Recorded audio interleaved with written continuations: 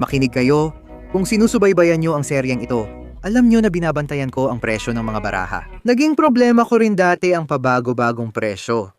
Kaya tuwing magpapalit o magbebenta ako ng baraha, mahalagang alam ko ang halaga ng mga ito.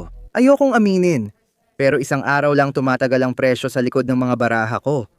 Kaya ngayon, collector app na ang gamit ko para masubaybayan presyo ng mga ito. Sa totoo lang, napakagandang app nito para masubaybayan lahat ng baraha mo.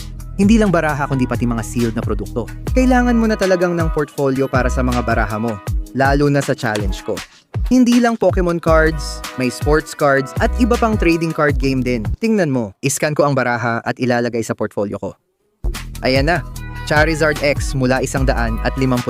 Tingnan mo, ang halaga ng baraha ay 256, pero binebenta ko ng 250 lang.